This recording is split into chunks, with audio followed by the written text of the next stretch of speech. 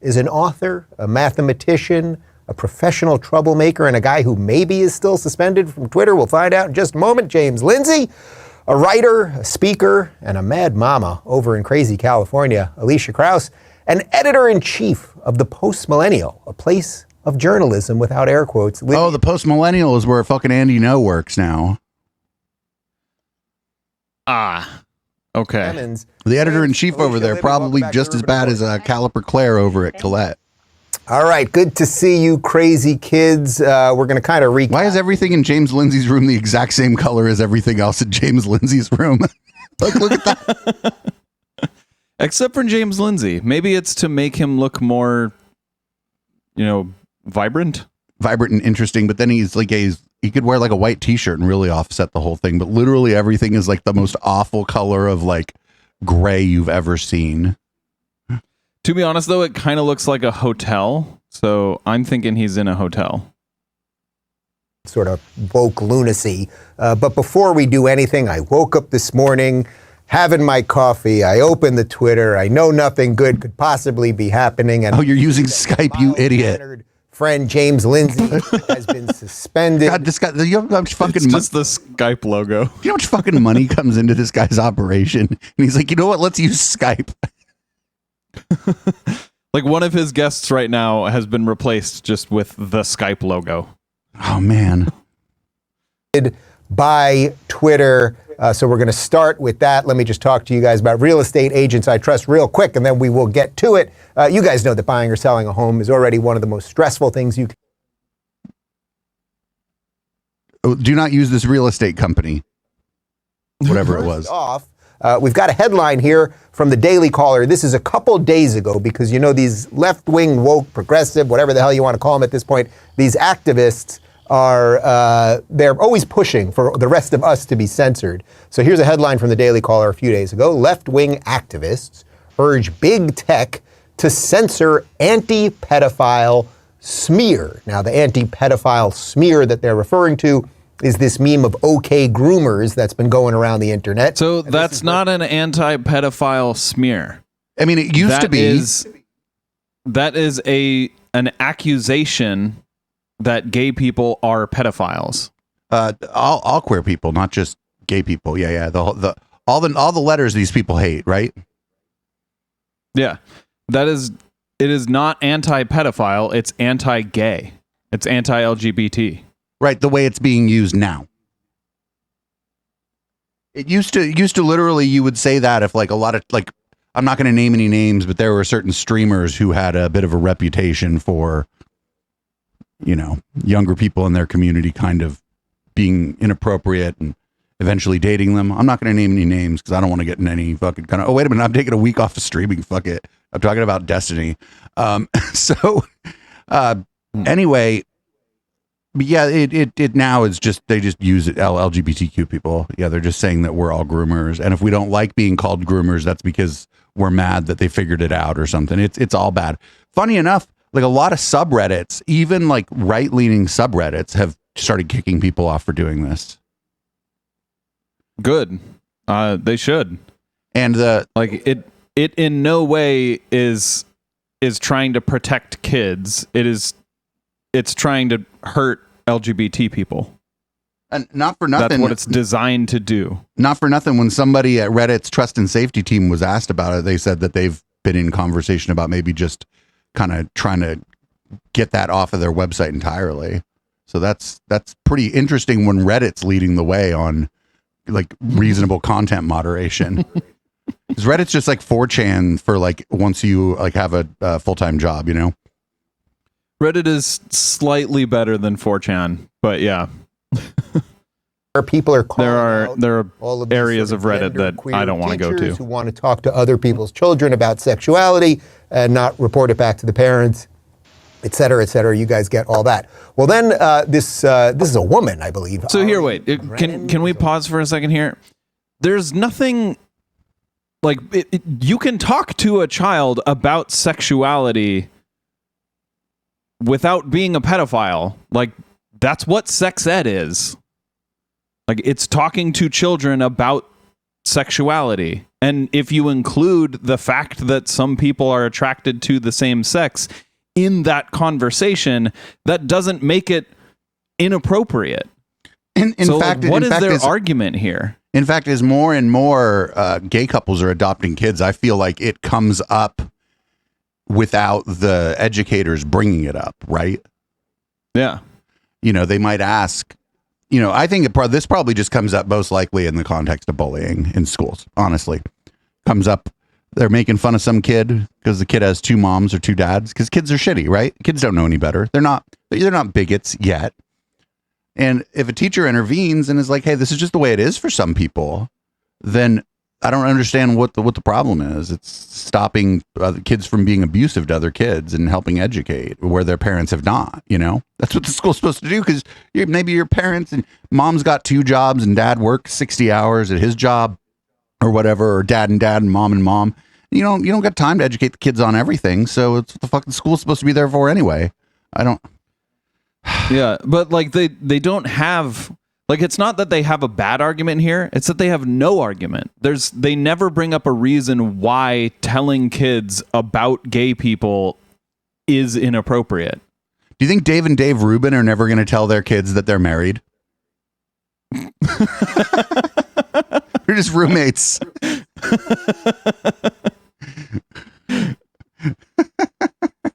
Yeah, how is he going to navigate this? being a man who is married to another man and recently had a child. They're having two. Or yeah, I don't think they were born yet, right? They're still soon. He's using a surrogate mom. Yeah, two. I believe two surrogates. Yeah. Biologist. Yeah, how is he going to navigate this? Like, he's going to have to talk to his own kids about his marriage. It's going to be a one of the good ones conversations. Like, it's going to be where some of the good ones. I wonder if anyone else on this panel is going to bring that up to him. The LGBTQ program director over at Media Matters, she tweeted this: Daily Caller, we aren't anti-LGBTQ, we're anti-pedophile. Also, the Daily Caller uses a generic picture of young people holding pride flags in the article. And then get him, Ari. True. They're just using a picture of gay people, or like they might not even be gay people. These are just people who are like holding up pride flags. There are also no children there. This might be at a high school. Some of them might be minors, but yeah, there's definitely no kids there. Like people we would think of as little kids, you know. It's where the story hit home. James Lindsay tweeted back, "Okay, groomer," and he was swiftly dealt with by the Twitter lords. He was suspended. Good, you're harassing that woman. Yep. Yeah, and labeling someone else a pedophile because they are supportive of LGBTQ or belonging to LGBTQ, that is hate speech. And it's harassment, because it's not like James Lindsay doesn't have a large following of assholes, right? He tweets that at somebody, and what do you think their mentions are going to look like for a while? Like, don't get me wrong, like I do think that, like, if you're gonna like, as Kara Swisher said to Sam Harris, you're gonna be loud in the courtyard, but you better be ready for people to talk back. But people talking back is different than like a targeted harassment campaign against you, right? People talking back is like, hey, I think you're wrong, go fuck yourself. Yeah. Individually, but then like when a big account like James Lindsay does this stuff, it's a targeted harassment campaign. It's leveraging his following against someone else, which is against the terms of service of Twitter. And it's something that people on the right do all the time. It's something that anybody with a big following is going to end up doing, whether they intend to do it or not, too, though. So you have to, like, it's going to be about a pattern of behavior, probably, right? So this guy has a pattern of this kind of behavior. Like so it's because he has a pattern of this kind of behavior. This might have just been the last one. Like somebody at Trust and Safety or whatever, moderation at Twitter was like, okay, we've done this too many times. We've had enough. Yeah. You're a mean dude, huh? You just don't want to play by their rules, and you want to... but I would like to see him go to one of those bars where the bikers and bears hang out and go be mean to those people. I feel like he would, you know, the bartender would kick him out forthwith, right? It wouldn't be there would be no situation where there was any kind of violence or whatever. The bartender would just kick him the fuck out, and then he'd be, I got canceled by the bartender. And you know what? The fucking bartender, is the fucking emperor of that bar. Yeah, if you get kicked out of a bar, does that mean you're canceled from that bar? I like that.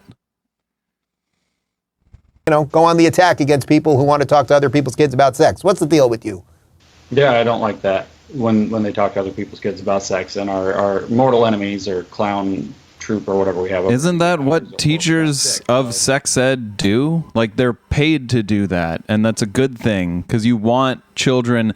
Like, okay, correct me if I'm wrong, but like, if a child has no concept at all of sex, they wouldn't understand if they were being abused, right? So if you teach a child what to look out for in regard to like abuse, you're teaching them about sex. Well, it's just like this is all just they don't want sex ed in school. I remember, like, even when you were growing up, I bet there was like some controversy, maybe not at your school, but you were aware of controversy about sex ed in other schools or whatever. If you were at a, you know, fairly progressive school, maybe where that wasn't a controversy, you were like, it wasn't a controversy at my school, but yeah, I was aware of it being controversial in other schools. And it's just like, you know, like, and I don't know, people who study like early childhood development and stuff are spend their lives studying this. And I even if you don't like it or whatever, you have to understand that those people know more about it than you do. It's more of this like figure it out yourself shit, this sense making thing where it's like, no, well, I don't like it, so it's bad. And it's like, well, that's stupid. The little trend I started. I don't know if you knew, Dave. I started the OK Groomer thing back in October. I think I have the first OK. Was that you? You were actually like the Hey, Dave, could you turn your guest up a little bit? legit first OK Groomer person? I am the first OK Groomer. That's right. And Wow. and then I did a series of podcasts I've titled Groomer Schools. There are 4 of them. The most recent one I did just released a few weeks ago, where I read through a paper talking about Drag Queen Story Hour, and I'm not okay with Drag Queen Story Hour. I'm not okay. Well, good. They don't want you there either, dude. You're a fucking buzzkill, all right? I'm not okay with whether this is sexual grooming or ideological. I guarantee you this guy has never actually seen a Drag Queen Story Hour. You know, you remember that scene in Clockwork Orange where they like hold the person's eyes open and put eye drops in them? I would like to, it'd be put, I think of James Lindsay like at a drag show for adults, like right in the front row in that chair. I also think that like this dude is never really honest. Like, I don't think he actually has a problem with Drag Queen Story Hour. I think this is what makes him money. So he just gets more and more provocative because he needs to one up himself more and more. It's the right wing grift shift. Like, you just shift further and further right wing, and that's where you make your money. Yeah, I don't know. I mean, we jokingly say we enter the marketplace of ideas in bad faith because I actually don't care if he believes this stuff or not, right? Like, I care, like, what's it doing to our society? Yeah. I don't really care either. I just don't think he does. If I was guessing, I'd probably guess a little column A, a little column B, you know? And so I called this out, and Media Matters couldn't handle this after a number of months. I didn't know. Apparently they changed the rule on Twitter back in February without telling anybody that they had made this an explicit rule, that you can't call protected classes of people, whom I assume they mean are the T's and the Q's, because most LBs and G's are against the grooming thing. No, everybody's against grooming, except for people doing it, but they would also tell you that they're against grooming. It's just they're trying to peel people like me off from the rest of the community. Remember that video we watched about the moderate gays, like with Jordy Pete and Claire Lehman, where they were like trying to suggest that like I guess heteronormative presenting gay, lesbian and bisexual people, they're trying to suggest that we don't want any of the more queer presenting people in our community, and that's just not true. I think in that case it was specifically the trans black women. That the moderate gays weren't okay with black trans women. Call a T or a Q within the alphabet people, and maybe probably most of the pluses, if I had to guess. You can't call those. So I guess like Dave Rubin would be a moderate gay in that. Yeah. They just meant, but they're just trying to peel people like me off from the rest of the LGBTQ community. People that you know what I'm saying. Dave Rubin is an outlier in the LGBT community. Twitter, they'll mass report you, and then they'll knock you off and put something about it in your Wikipedia entry. Can we call people that support the groomers? I mean, I would argue that people like the Biden administration, AOC, Nancy Pelosi et al. Are supporting grooming of my children. So will I get kicked off of Twitter if I call them out for that? It's just... Are they saying... But, like, what do you mean their support? Like, this is like the satanic panic, but, like, for gay people this time. It's just the same shit. We don't have... Nothing ever fucking changes. Remember that fucking daycare center? God, off the tip of my tongue. I don't remember it. It was in Southern California where they ruined those people's lives and nothing happened there. That shit's gonna happen again.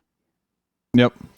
Yeah. And what she's asking right here is like this. It just shows that the label doesn't mean anything to them. They just want to call everyone that they don't like a groomer. They want to label everyone they don't like something horrible so that they can dehumanize them. Right.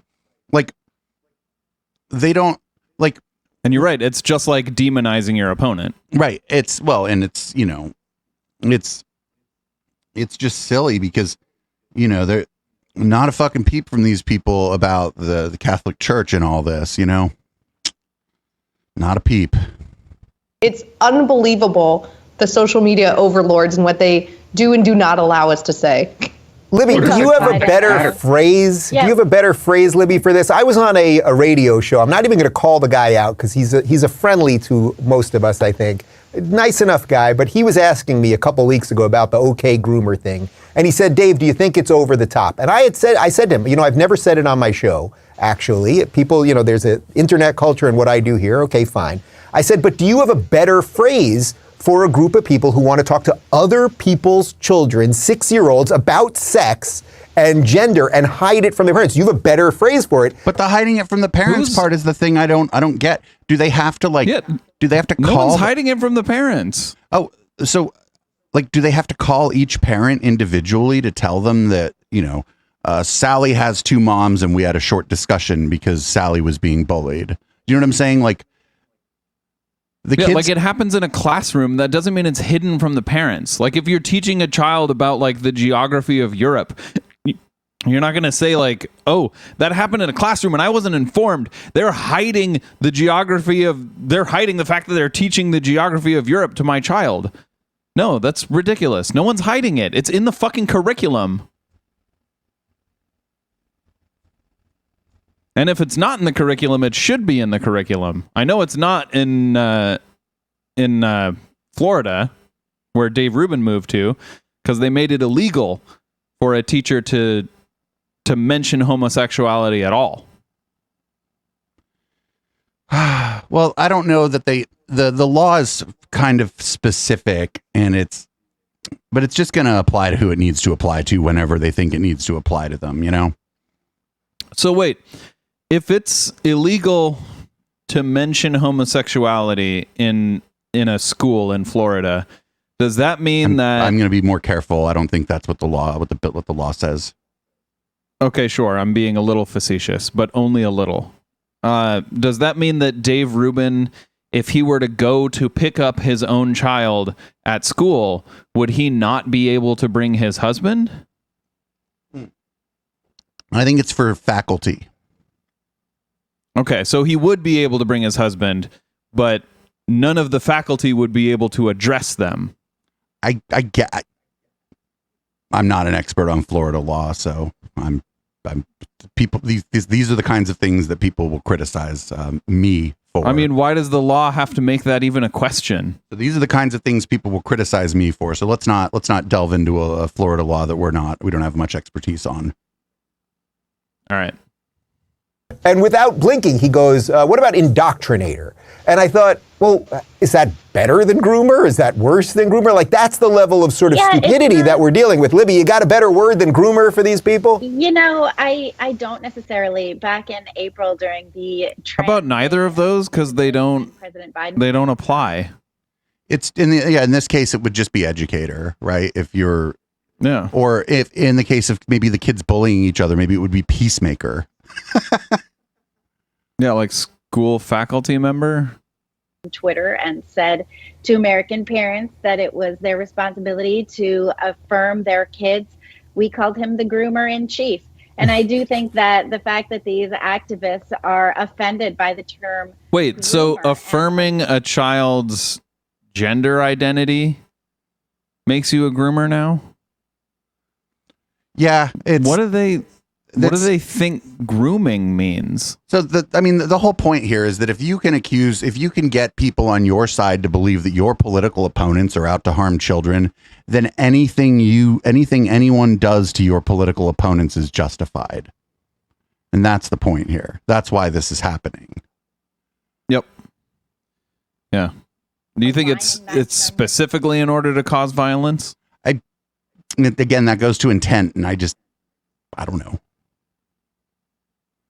I think people are generally aware that that's one of the things that might happen. I'm not sure that Dave Rubin is, because I'm just not sure how many things he's aware of more broadly. But yeah, I mean, the result is more violence. Some of these people, most of these people have to know what they're doing. Yeah, obviously.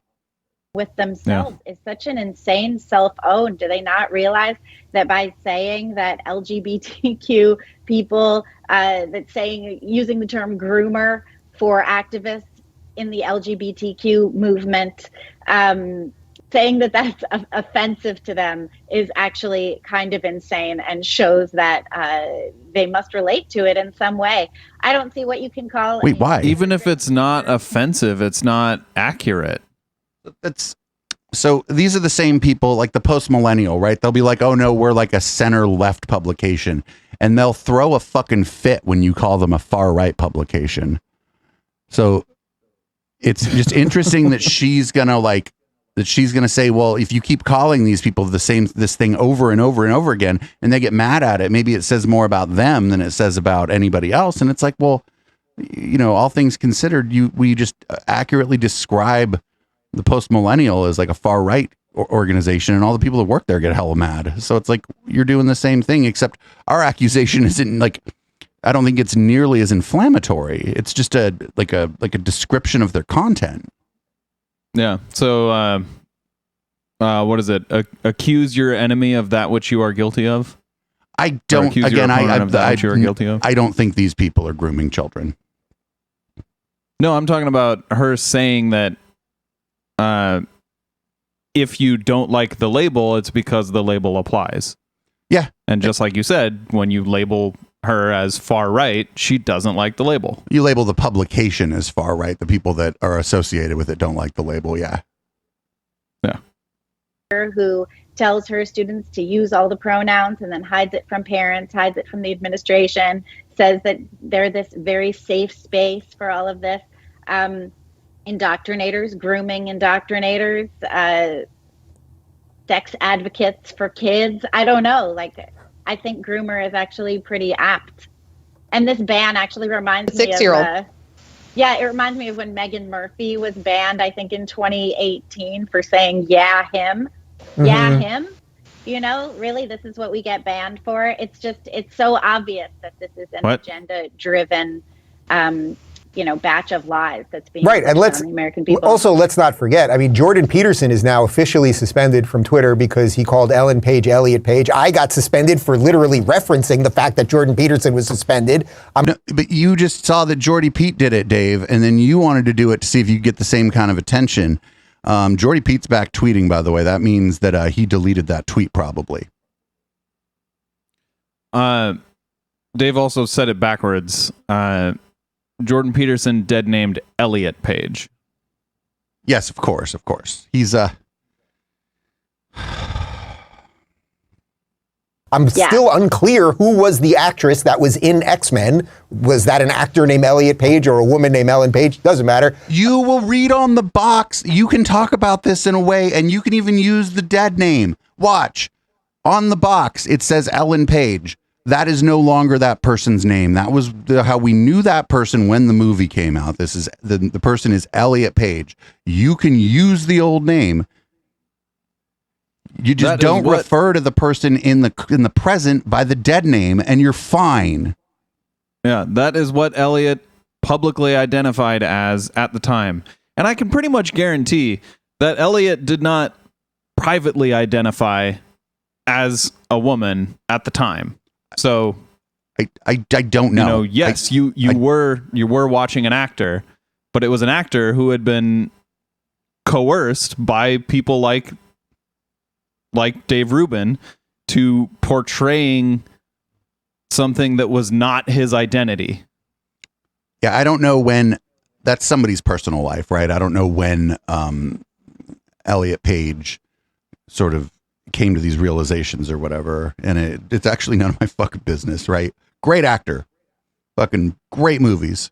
I'm not even a movie person. I shouldn't speak for Elliot Page. So great.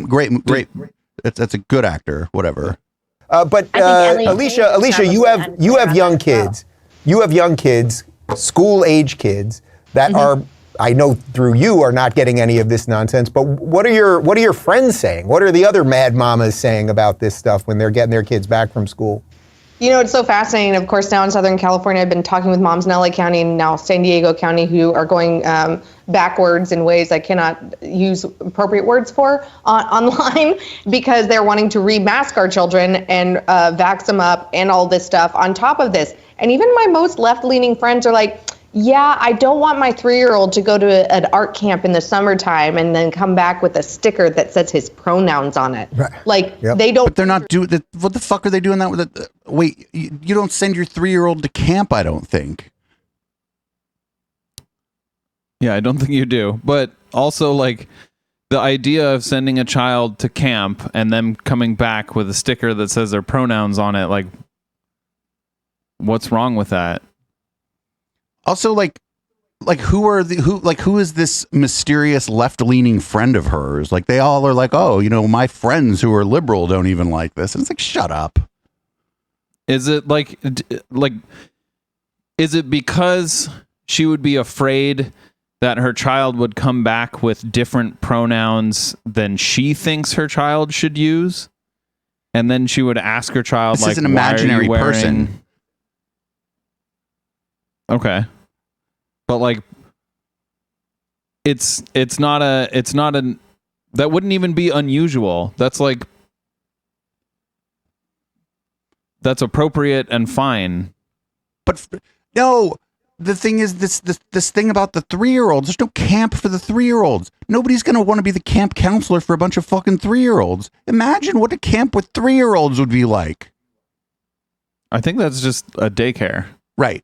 Maybe. Yeah. Maybe a daycare. Yeah. That sounds more like what would happen. There's no summer camp for 3-year-olds. At least I fucking hope not for the people that work at the camps. That would be like an incredible task. They just fucking wander off anywhere in the middle of the night. What do you do? I mean, like, you know what I'm saying? It would be like, it'd have to be like a jail or you'd lose half of them. Well, I assume you would lock the door. Understand that. They think that they are just a boy and they are a girl because those are the two sexes that there are. And I've been saying it in my YAF speeches for a really long time. I just went to my baby's 3-year, I can't believe she's 3, her 3-year wellness check. And our pediatrician at every 2-year and every 3-year wellness, because it is a way of determining. What did they cut out there? Ooh, what did they cut out of that? Yeah, I noticed that too. Ooh, wonder what they cut out. An educational state. And whether they are aware of reality versus pretend. She does the same thing with Disney characters. Can you be Ariel? Can you be the Little Mermaid? Yes or no? And this is something that the left is infringing on and being overly radical. And there are a lot of mad mamas, even in blue states, that are like, I'm not okay with it. But sometimes, as you know, they're very NIMBY. It's not in their backyard. Wait, so if they can what did she mean by that? Okay, first of all, when she says a blue state, right? You think about California. California is fairly heavily Democratic, votes Democratic. There's a lot of conservative people outside of the cities. So, what does she mean? Like in blue states? Well, I was just confused about the part where she was like, she basically said like you ask your kid, can you be the Little Mermaid? And like, I'm really confused about what her point was there. Right, because the answer is probably no, because mermaids are pretend. But if the kid wants to play Little Mermaid, that's fucking up to them. That it's a Yeah, good is idea, that, and they can act like like- they pretend to support this, on the socials and at the cocktail Like, does she parties let and the her dinner child parties for Halloween dress up as like, no, you have to dress up as like things that exist. You can't dress up as a dragon. It doesn't exist. Fine. But really, in their own homes and behind the scenes, they're doing everything that they can to make sure that their children are not the ones that are being groomed. Hey, James, to Alicia's point there, you mentioned a moment ago a sort of distinction between whether they're grooming them for sort of sexual purposes or for more ideological purposes. I sense what you mean is just like sort of break down a 3-year-old or a 6-year-old's ability to have any sense of what reality is. My gut feeling is it's more on the latter. I don't think this is necessarily all about molesting these kids. I obviously, at some level, it is. But I think it's more the latter, that you just break their ability to have. He's like, I'm not saying X, and then he just says X. Yeah, he just said exactly that he was trying not to say. Not a smart man, Dave Rubin. I think it's because he was giving away the grift. Like, they're just trying to equate someone who's telling your kid like, hey, it's okay if you don't identify as the gender you were assigned at birth. You can be whatever gender you want. They're trying to equate that with someone who's getting a kid ready to be molested. And they're not the same thing. And he knows they're not the same thing. He literally just said it. Right. And the not for nothing, like child development specialists, you can go on a website right now and look up what behavior around grooming looks like. I'm not going to go into it. It's not something I really want to get into on this show, but you can go look that up. And having an open and frank discussion about Sally having 2 mommies or Sally's mommy used to be her daddy is not grooming behavior. Sense of what's real at 6, and then why wouldn't they buy into all of the rest of the ways that you want to control them? Do you think it's more of the latter, actually? Overwhelmingly, yeah. To use a leftist word, they're co-constituted. If you break down kids' sense of reality and you give them the sense of trust and you're talking to them about sexual topics already, there will be some sexual exploitation and predation that happens. But this is overwhelmingly ideological or cult grooming. Another term. So can we pause it here for a second and also talk about they're saying if you break down a kid's sense of reality, they're like saying that trans people existing means that, like, acknowledging that trans people exist means that you don't accept reality. That's essentially what they're saying, right? Right. They're trying to erase trans people. Which is false because, like, first of all, trans people do exist, just period. Like, you can't deny that they do exist. So even if you refuse to use their correct gender, their correct pronouns, their correct gender, they still exist, and they identify as their chosen gender. So you can't deny those things, first of all. And now we're at the point of the question is, do you deny them the ability to identify as their chosen gender? And that is not a question of reality. Form, which is the term that the Chinese used for their prisons. This is a very Maoist program. And the idea is, in fact, that why are they doing this grooming thing? Why are they doing this cult indoctrination to stop reform thing? And it is for 3 primary purposes. And also, like, a little bit off topic, not for nothing, this lady I interviewed for Down Ballot, she'd never been on a podcast before, and she had a microphone.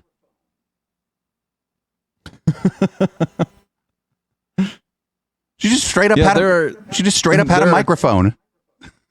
There are two of his guests that have absolutely atrocious audio quality, and he did nothing in post to fix that. Or even like before the interview, like send an email, go, hey, can you grab like a gaming headset or a USB mic of some kind, or can I mail something to you? Or even plug in like a little like Apple earpod thing with the built-in mic. That would be better. On Allie Beth Stuckey, our friend Allie's podcast the other day, I said there are three main reasons. One is they want to destabilize the kid. It's not going to be hard to get these kids to believe whatever you need them to believe to flip out about climate change. If you can convince them that they aren't a boy or aren't a girl, or that they don't know, what basic sex is. I mean, it's not hard to get anyone to flip out about climate change. You just show them the evidence of climate change. Yeah, this is really weird. It's, if you notice, they're just kind of conflating all of the things that they don't like and kind of saying they're the same thing and that people are trying to be indoctrinated into it. But on the flip side, these people are like, they're like, oh, they're the facts don't care about your feelings crowd. And this all seems a lot pretty feels over reals, if you ask me. Yep. Not going to be difficult. So to destabilize the children, to make sure they don't know reality, so you can groom them into other political points. Second is to sever them from their families. If they come home and say all this weird stuff, it's going to, they're going to say, Mom, you don't understand. Things are different now. And the third is to sever them from their religion or any other cultural grounding that gives them the ability to make sense of their lives and have. So wait, hold on. Wait. Pause for a second. He thinks that if you acknowledge that trans people are their preferred gender, that you'll be separated from your parents? Like, that's a parent problem. That's not a kid problem. Well, yeah, he's kind of almost describing this as if it's fucking Scientology, right? Like, he's describing this as like how Scientology is famous for, like, if you don't believe what I believe about Scientology or critical of my views about Scientology, then I'm going to cut you out of my life. But he's saying that like a fucking 8-year-old's going to do it to their parents or some shit, right? little Mumblemouth and his fucking mic here makes it hard for me to hear what he's saying. But I mean, that's sort of like what he's saying is going on here, or is he saying that the parents are going to be not happy with the kid learning about this stuff and then like neglect their kid? I mean, either way it goes, one is ridiculous and the other is abusive. Like, yeah. Either way, it's a problem with the parent. Like, the parent is the problem in that situation. The next, because if you're going to make communists, you have to install a whole new society, and you do that by building it up in the children while destroying communists, the adult world. And I think that's the ultimate agenda, even if the people that are doing it in the classroom don't even realize they're playing a part in that agenda.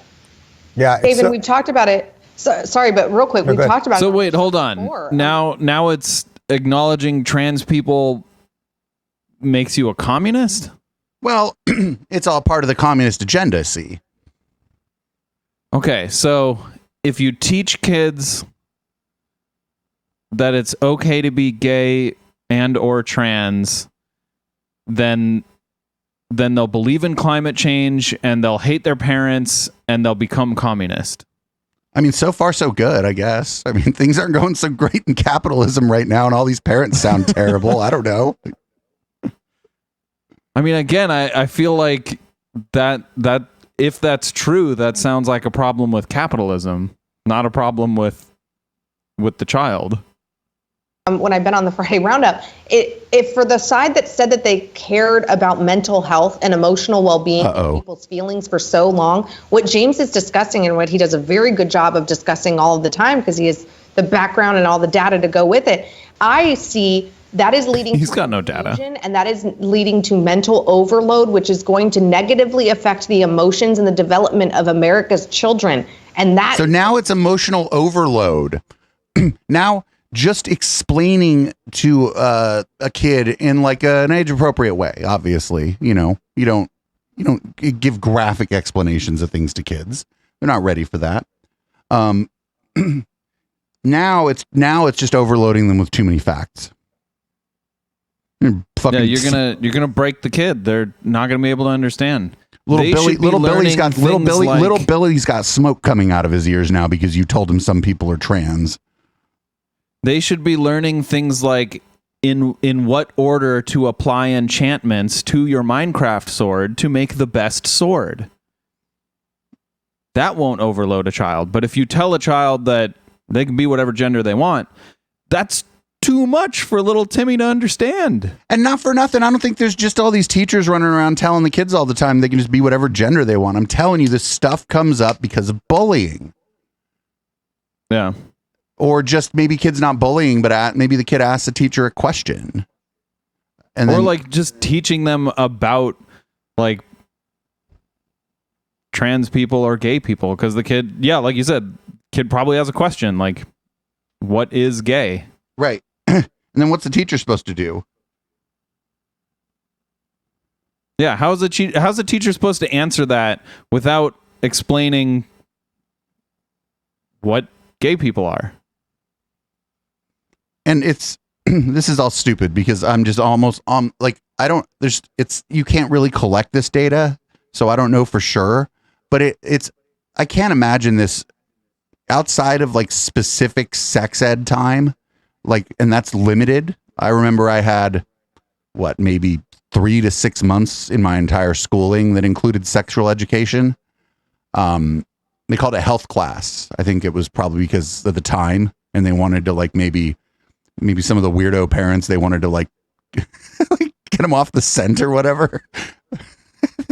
But it's got to be almost always initiated by the kids. Health class is a good name for it, though. Yeah, it is. It's a good name. I'm not quibbling with the name. I think it's actually a smart name. But what about the kids?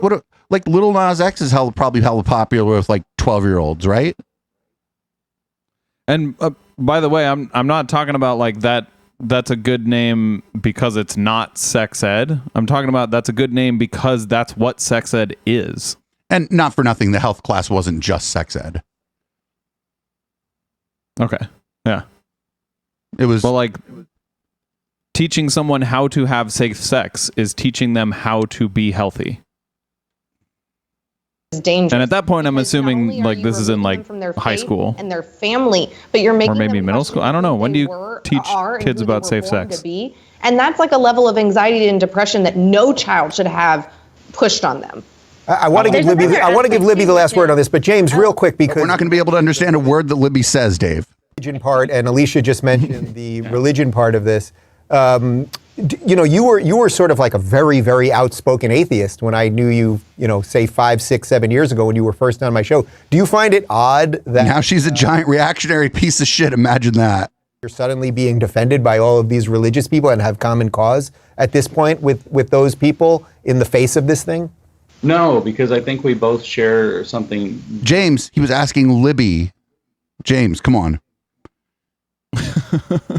Dude can't even understand proper nouns, much less pronouns. Which is a recognition that reality exists and reality is structured and that we can comprehend it. That's John chapter 1, where it begins with saying that the logos is the basis of reality, that the Word was God and the Word was with God.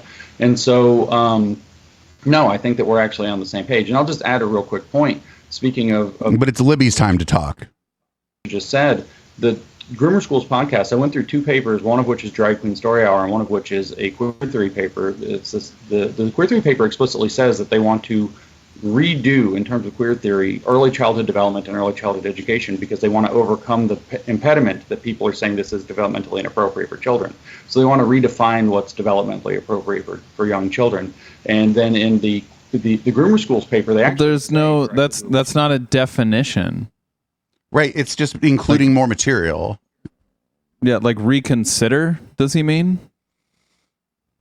Like it's not like a word that has a definition. It's something that may change depending on like as we get more information about what's best to like educate a child at a certain age, that could change. Right, there was a point where the child wasn't even educated. They just went and worked in the mine. Point.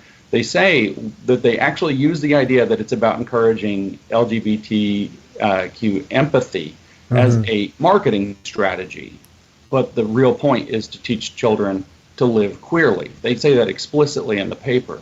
They end that paper by saying live that queerly? to leave a trail of glitter in the carpet that will never come out. That's a direct quote. And so what word do you use but groomer for this? Yep. Yeah, and for the record, I have never... What do they mean by live queerly? And not for nothing, he didn't tell you who the fuck's paper it was. He didn't tell you where it was published. Do you know what I'm saying? He gave you, the audience, are expected to just take his word for it. That's why we don't do it. We're not like, oh, a new study published said blah, blah, blah, blah, blah. Because a new study published said is usually a sign that somebody's trying to convince you of something. And if I'm trying to convince you of something, which I am at all times, I'm just going to try to convince you of it. I'm not going to like vaguely allude to a paper that I claim that I read. But I assume whoever wrote that explained what they meant. And James, in this instance, isn't giving the explanation. He's only giving, like, the word. Or the paper was written by Lames Jinsey. Met a gay person that wanted anything to do with any of this stuff. I really haven't. I think they've done... What? You're lying. To just the average gay person who's out there just trying to live their life, who was fighting for equality years ago. I'm actually going to let Libby kick off... Yeah, this is as glittery as it gets. Let's Libby again, James. Libby. Listen, we're going to have a hard time. It's time to have a hard time understanding her because of her microphone, James. My friend, look at this jacket. I thought this is the gayest thing I got. Here we go. It's actually kind of a nice Let me jacket. kick off the next one here because it's a good segue. The woke media is actually collapsing right now. I think enough people are waking up to that reality that you're referring to, James. We've got some info here from CNBC about Vice Media. This is quite spectacular. Vice Media, the digital media company once valued at $5.7 billion, that's billion with a B, has hired bankers to seek a sale, according to people familiar with the matter. Vice was an early darling of the digital media industry, peaking in 2017 with a $450 million investment from private equity firm TPG that valued the company at nearly $6 billion. Vice is considering a sale as it seeks liquidity for investors and to help pay back about $1 billion in debt. Disney already wrote off its $400 million investment in 2019 with the expectation that it would be worthless. Libby, you guys are doing some fine work over at the Post Millennial, and I would say that's incorrect. Contrast to something like Vice that was sort of edgy and good maybe 6 years ago, and then went fully woke and is now collapsing. So the whole time Vice was a left-leaning media outlet. The entire time. Okay, I don't really follow Vice, so I don't know if I would have much to say during this segment. Yeah, it was all their stuff was left-leaning. I just don't see their stuff popping up anymore. I don't think they're doing good. Maybe they fired their investigative journalists left, because that's what they were doing. They were doing good investigative journalism, and it had a left bias, but like, it's okay to have a left bias, right? It's okay, especially if you're kind of out front with it. Like, we're like a leftist fucking network, and we're like right out front with that. So there's no problem there. You have to understand that what we're saying is filtered through our bias. I think I think something happened when they stopped doing investigative journalism. Maybe the YouTube algorithm fucked them. Who knows? pretty sweet, huh? Yeah, it's actually pretty fascinating to watch this all go down. Vice isn't the only one. We saw CNN Plus tank as well. Meanwhile, the Post Millennial is growing and expanding, and I'm really proud of the work that we're doing. I think the progressive media outlets are bloated. I think they're bloated on their own ideology. They're bloated with staff, and Americans are tired of hearing from their betters how much they suck. We don't need this anymore. You know, we don't need these elites to come in and start telling us that our views are... To be fair, every time I watch a CNN video, it starts by telling me that I suck. Speak are wrong, that our political perspectives are wrong, that it's wrong the way we're raising our kids, that our religion is wrong, that we need to restructure CNN Plus died, but like CNN's doing fine, and their videos are great.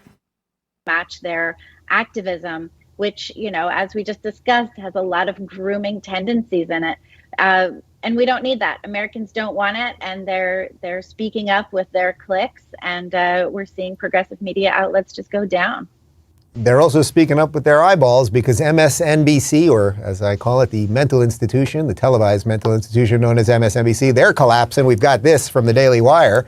It's a good one, Dave Rubin. Chosen Alex Wagner to succeed Rachel Maddow as host of its nightly program, marking a major change in leftist media. MSNBC revealed the change on Monday regarding the 9 p.m. Eastern time slot on Tuesday through Friday nights. However, Maddow intends to continue hosting the show on Mondays.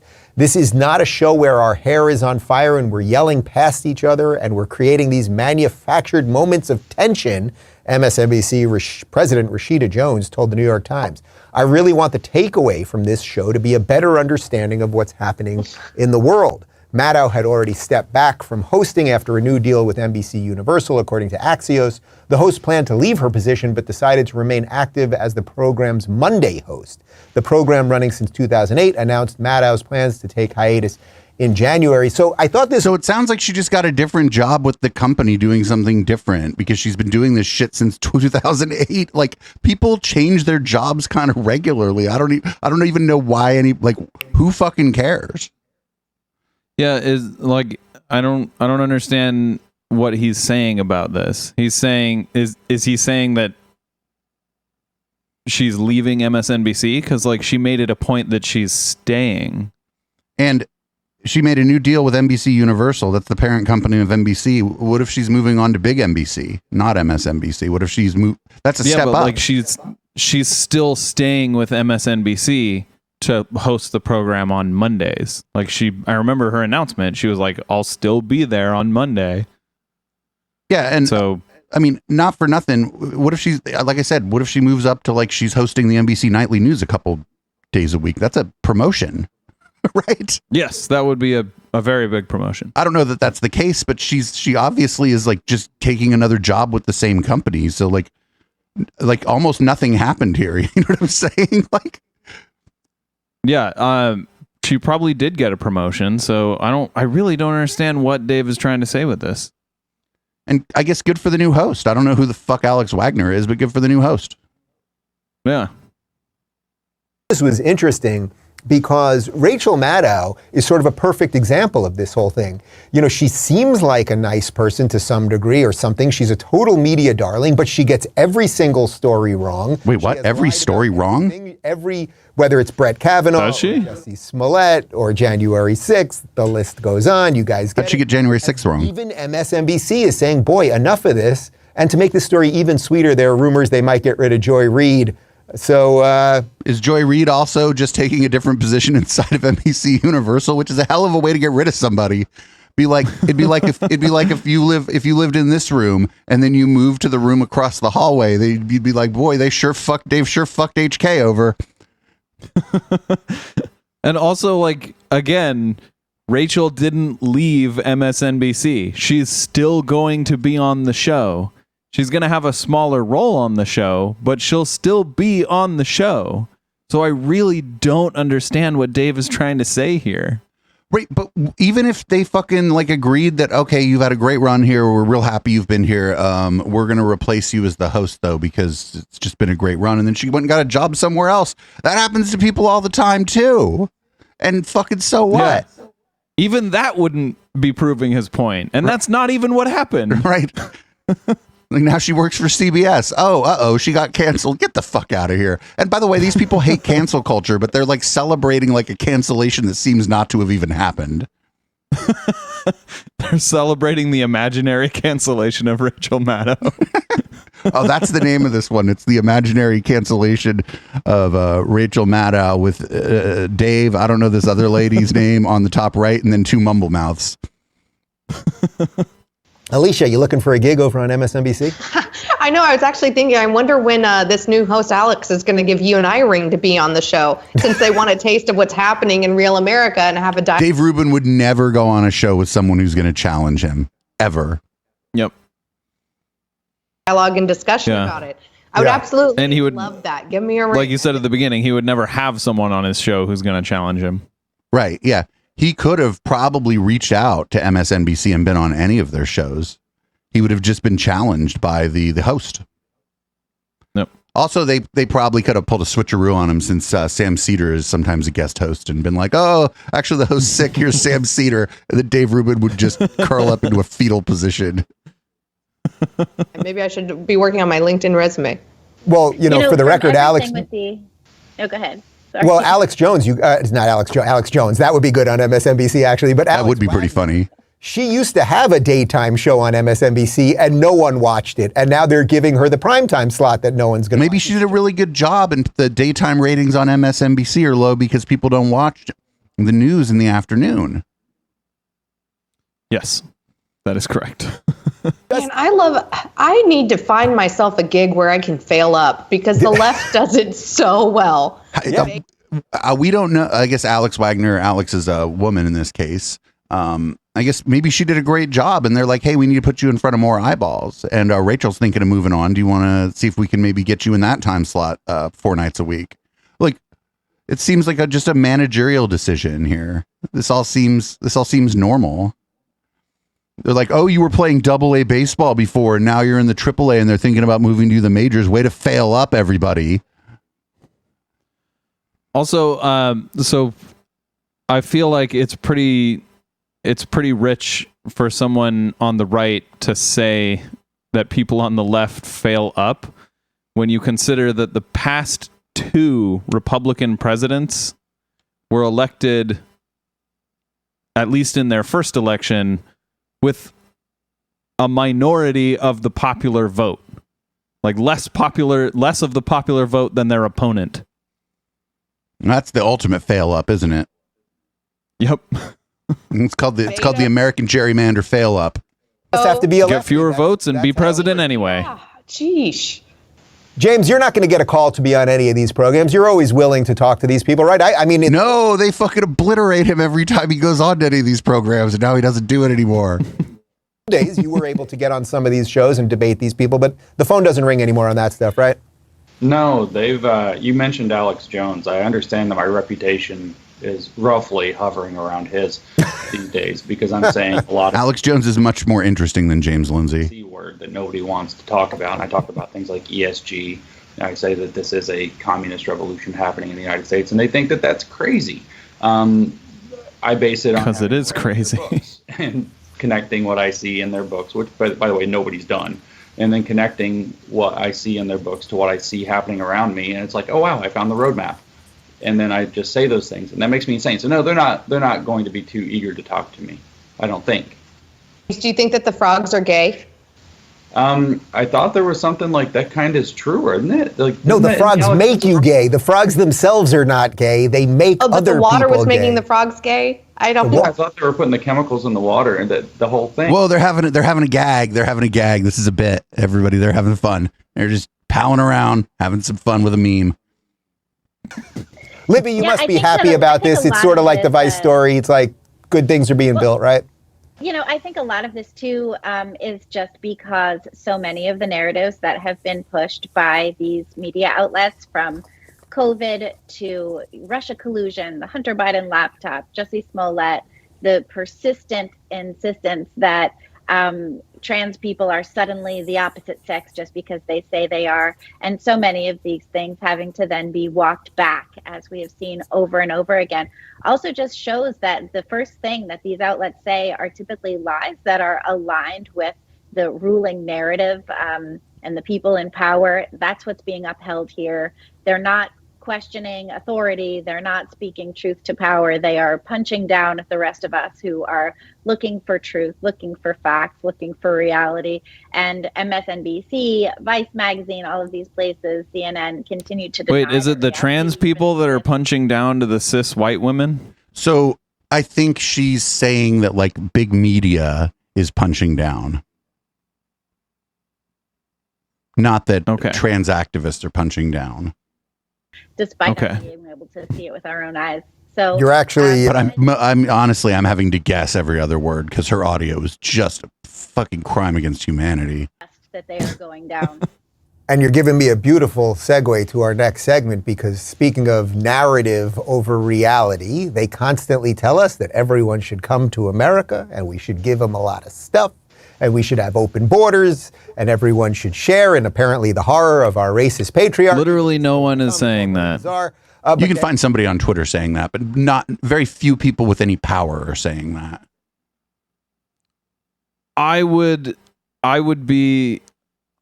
I'm skeptical that you could even find anyone on Twitter that's saying that. I just disagree. Okay. You're not as terminally online as I am. There's some people out there. Okay.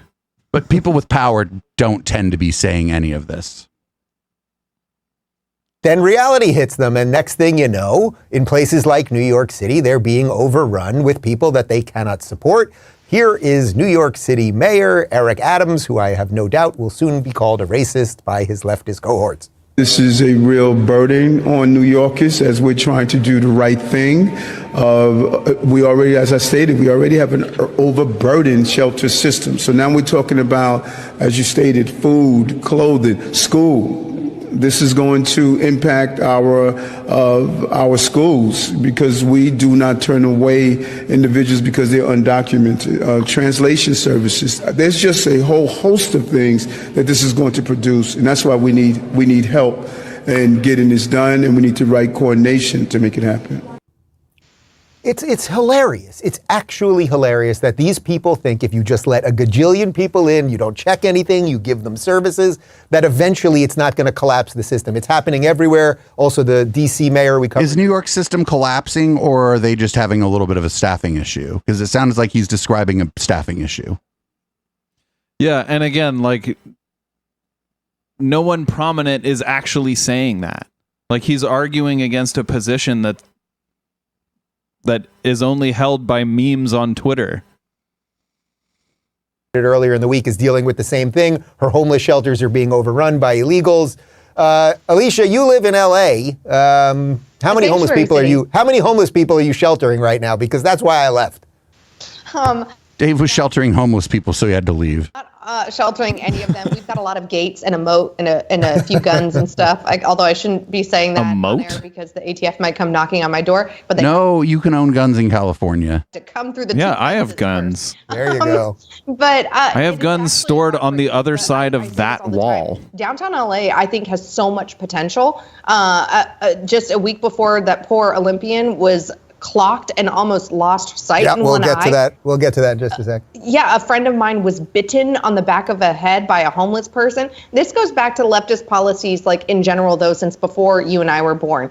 It's the not in my backyard. Wait, they will say the leftist policies are to allow homeless people to bite other people? I disagree. Right. The leftist position is basically, with considering how many vacant residences there are in LA County, there shouldn't be homeless people. That's the leftist position. And that's not even like a super hard left position. Guaranteed housing is, I mean, that's our position. I wouldn't say it's a majority position among leftists, but that's our position. And if you had guaranteed housing, you wouldn't have the issue of homeless people biting your friend. They would be homed people biting your friend. Right. Maybe your friend is delicious.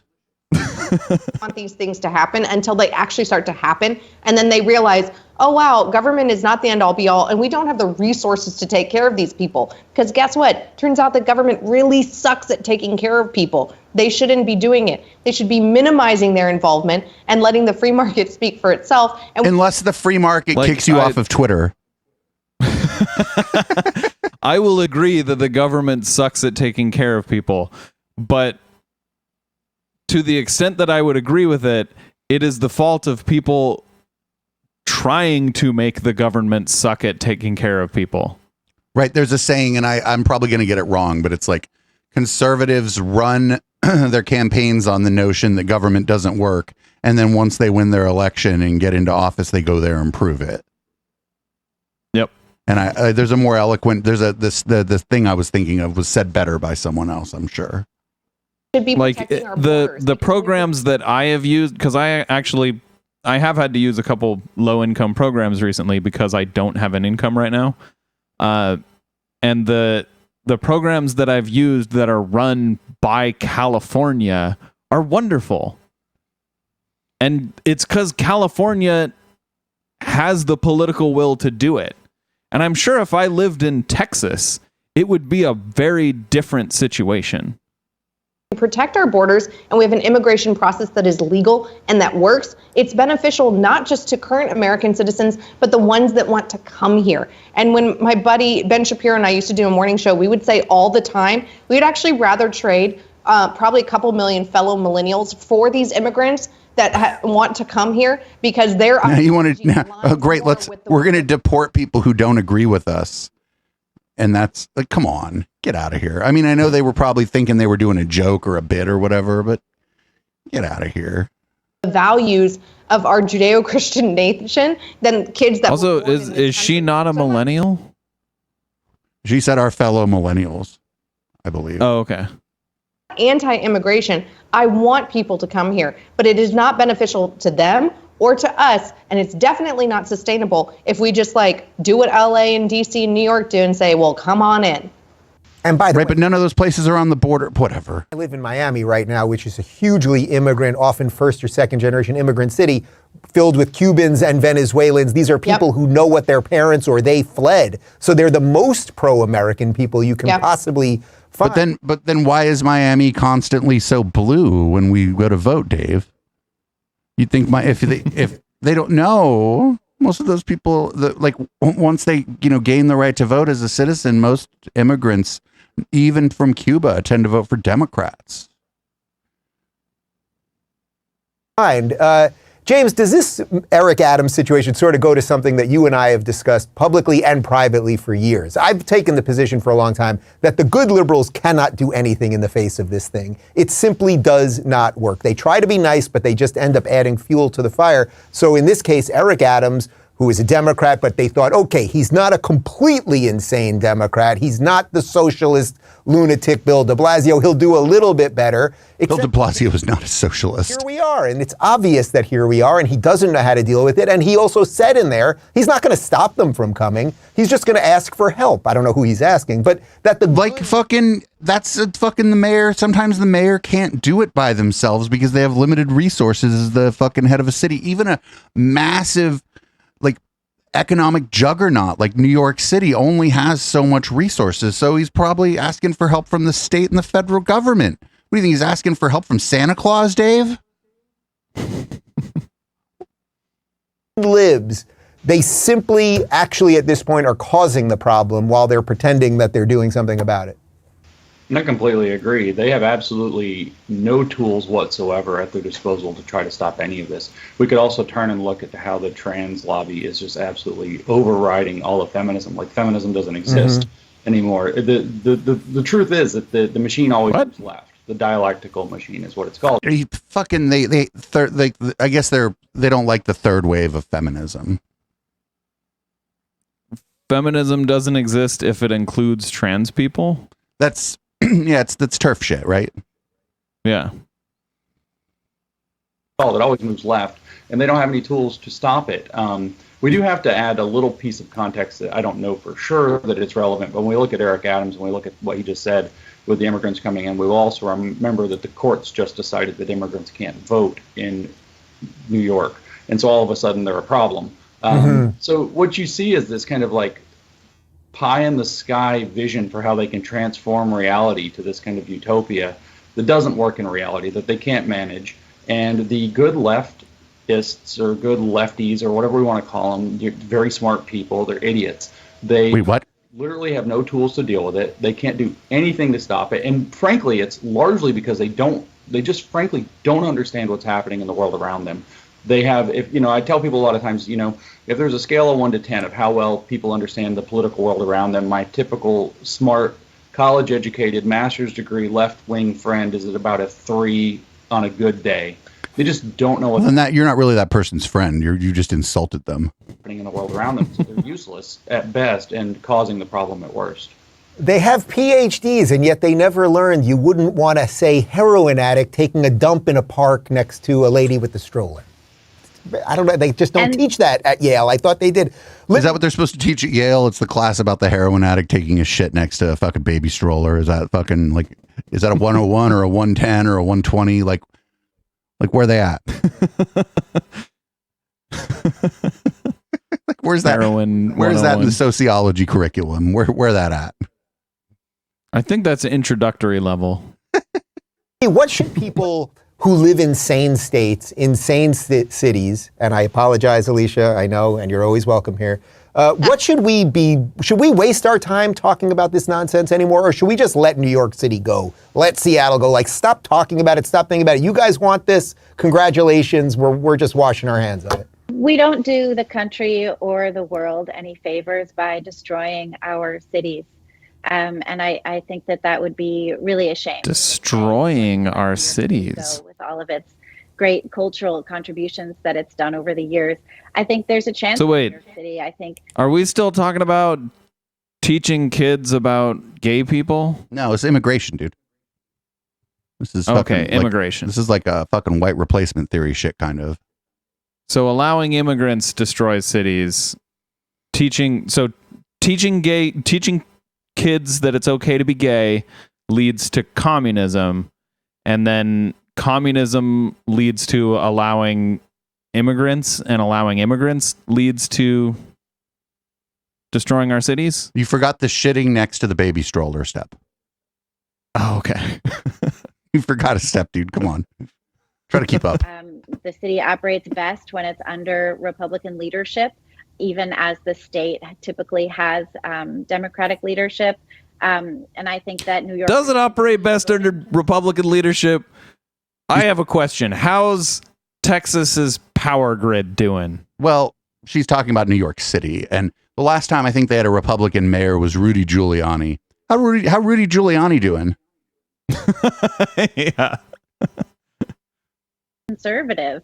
I think that they should be voting for, people who are interested in maintaining New York City instead of watching it run to ruin. Kamala Harris had been tasked with dealing with the root causes of immigration. She has done nothing. Perhaps Eric Adams should take his plea to save New York to her. But certainly mayors across the country should not be held responsible for the Biden administration's total failure to secure the border and to make sure that the people who are being led into this country are not criminals who are here to destroy our country instead of be functioning members of society. And it's really a shame too for the Hispanic community, which has done okay, but like the immigrant population in per capita commits less crime than the natural born population. I mean, that's what they want you to think. But like, does she know that? It kind of doesn't matter if she knows that. It's just like the thing about this is like the reason people go to cities and the reason people like cities, there's a word for it. It's called cosmopolitan. And that means of many cultures. That's why cities are interesting and good. And that's why there's different music and food and fucking entertainment and shit in cities. How the fuck you think these people got here? So you just spout up with a fucking cosmopolitan vibe, or you think people fucking showed up here through whatever means they could get into the country? Like, what the fuck, dude? Yeah, but they came here a while ago, so they're allowed to stay. It's the people that are trying to come here now. We got to stop them. Contributed so much to have people just running across the border completely unchecked when you have so many people who came here legally or who earned citizenship through legal channels.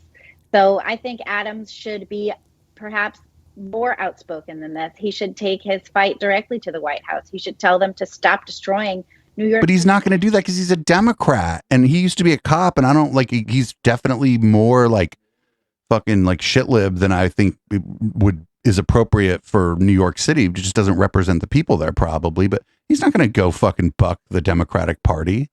The Democratic Party is how he got where he is. What does she think's going on here? Miami and all of these also places. She was talking about people running across the border. That is not how most undocumented immigrants get here. Overstaying their visas.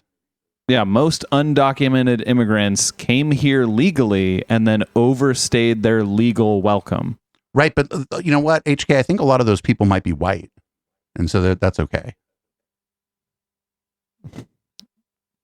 According to her, probably. That so many Americans call home. Right. The problem is we know he's not going to do that. And by the way, you know where this all ends. I mean, right now we've got Florida and Texas busing. I want to tell Adams to do it. Oh yeah. We could keep telling him to do it. I don't think he's going to do it. But this all ends obviously with Florida and Texas busing these illegals that the Biden administration allows in. They're going to keep busing them to New York. New York is Biden administration allows in. End up in basically Mad Max Fury Road, where it's just going to be competing buses going in different directions, all trying to take each other out. Alicia, let me throw this video quick because you mentioned the U.S. volleyball Olympian. Her name is Kim Glass. Who was attacked in downtown LA. So let's just throw to that real quick. Are they like openly pining for the days under Trump that we were throwing babies into cages? That's still happening, unfortunately. And it was happening before Trump. Daylight. Right. And out of nowhere, you get socked by a 10-inch bolt. And I just have to think when you think back on that, there has to be something in your mind that's saying, why in the world did that happen? And when you ask yourself that, how do you answer it? What happened? She got assaulted in a city. With it, I was thinking about it in the ambulance. The other victims haven't been vindicated, right? Every time someone's being let out on the street again and again, they're doing a disservice, and they're pretty much saying that these victims' traumas were in vain. And at this point, what's the answer? Because everything that we're doing right now is not working. Yeah, well, and there needs to be a change, and that's evident. Alicia, I'm going to guess that most people watching this right now did not see that. Well, they don't watch CNN and MSNBC and the rest of it anyway, but I'm going to guess that didn't make it. That was Fox. CNN and MSNBC. I mean, a young black woman gets assaulted. I mean, those bruises were serious. That was a serious bash to her face. I thought we're supposed to care about this sort of thing, but seemingly only Fox cares about it. What's going on here? It is interesting. There's even been some stories when I mentioned earlier all of the mad moms that are saying, no, you're not going to mask our kids again. No, you're not going to do COVID lockdowns again. I mean, it's really unfortunate, but it is just an anecdote. And it's not data. It's a fact of life too. Like, not for nothing. A lot of the big cities are like safer per capita than small towns. Like San Jose, California is just a ton bigger than Redding, California. Where do you think you're safer, San Jose or Redding? I would guess San Jose. San Jose is one of the safest big cities in the country. This business group here in LA County has told the county superintendents, we're not doing this again. You're choosing people's livelihoods and lives are at stake. We're not doing this again. And only conservative outlets are covering it. Why? Because it doesn't fit the mainstream media narrative. It's that the government is the best and they're the end all be all. God bless her for speaking up. As I mentioned, I've had friends that have been assaulted and stalked by homeless people. I love the flower market. It's my thing. But I no longer take my girls down there because there are so many encampments that you can't even street park anymore. The sidewalks and the streets are full. And I feel for these people, but people like the man that attacked her, I will not use his name because he doesn't deserve any more media headlines. He deserves to be behind bars. And I think they should arrest. Everyone agrees with that. Yeah, they should arrest violent criminals. Absolutely. A little further, but also like, what is her solution for homeless people? Like, we have a solution. We espouse housing guarantee, guaranteed housing. We're in a state that's the most likely of any state to actually do that, by the way. Yeah, I want to see that happen. I don't think there should be homeless people unless it's their choice. Like, if it's not your choice to be homeless, like, we're living in a prosperous society that can afford to home everyone that wants it. So why aren't we doing that? signatures are in, I hope Gascon gets recalled. There's a runoff between Karen Bass and Rick Caruso. It's pretty obvious which of the two are going to be a better choice for Los Angeles. So I hope that more people see her story and more people get involved, because it's not just the president that is the end all be all. If COVID taught us anything, and you know, center, pause it one more time. I'm going to try and make this quick. If someone were to look at that solution of guaranteed housing and say, oh, that's communism, then like, sure, in that way, I would be in favor of communism. If you want to label that communism, I wouldn't label that as communism. I would label it as a social program. A social safety net, yeah. But like, if you're saying that the alternative is capitalism and capitalism is better because there's a bunch of homeless people, then I would just completely disagree. Like, if that is what you view as capitalism, it's required that there is not guaranteed housing, then I think your view of capitalism just sucks. Well, I guess this is as good a place as any to ditch the podcast part of the show. Just real quick, you asked what their solution is. I think if you asked them and they answered you honestly, it would either be I don't know, or it would be something that would horrify you. Probably. I'm hoping the answer, let's be hopeful and say the answer is I don't know, because the horrifying one is like, just throw them all in jail, right? Just for, basically because of their economic condition, throw them all in jail. But that would technically be guaranteed housing. So, oh my God. Yeah, like as horrible as that would be, that we're just arguing for, should we do it really poorly or should we do it well? And I think we should do it well. And if their solution is just put them all in jail, then their argument is there should be guaranteed housing, but we should do it poorly. Yeah, for sure. But I don't know what, I'm just guessing as to what their solution might be, because like, you don't hear a lot of solutions. And like, to be fair, we do a lot of complaining about the IDW here and whatnot, and we're not claiming we have all the answers here. But according to like a strict interpretation of like pure capital, like laissez-faire capitalism, there's nothing broken here. Right.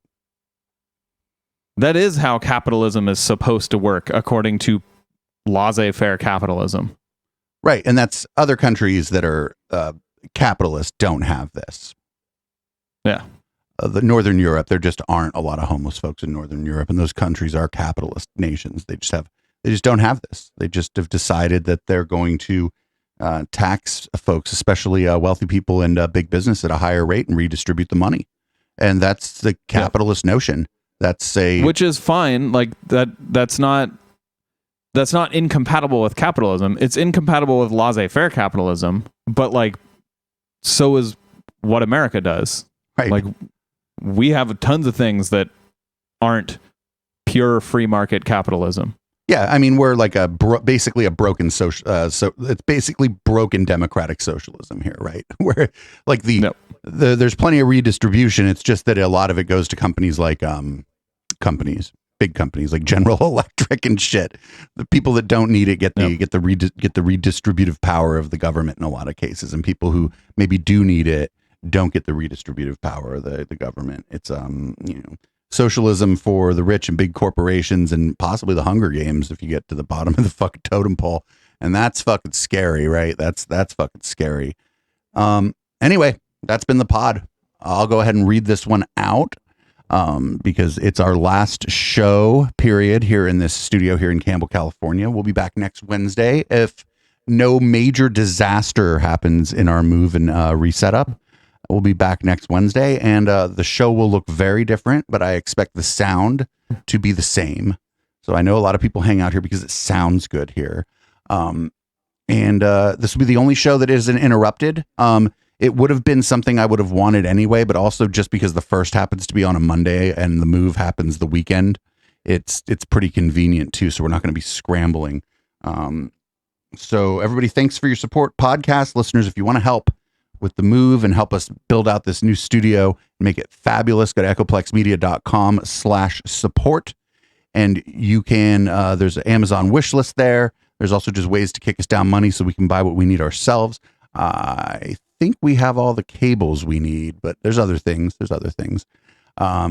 HK made an app that I'm going to use in a way that it wasn't designed for. So if you're hanging out in the studio, you'll be able to see like emotes in the chat, like on the, we'll call it the big roll up door in the studio instead of calling it a garage door, so that we can we can lie a little bit about the new studio. Anyway, everybody, thanks so much for supporting this project. This project sort of it's not the flagship show, but it fucking drags everything else along in a way. And I'm glad for that. And I'm glad that the Media Wench and the Good Wife were like, I cannot watch another Jordan Peterson video. It's probably the best thing that ever happened to this project. This is Boomers by Periscope, and we'll be back. My drink will change contents, and both of our lights will change colors, and put the chat overlay back on the screen, and we'll do more Galaxy Brain ass content.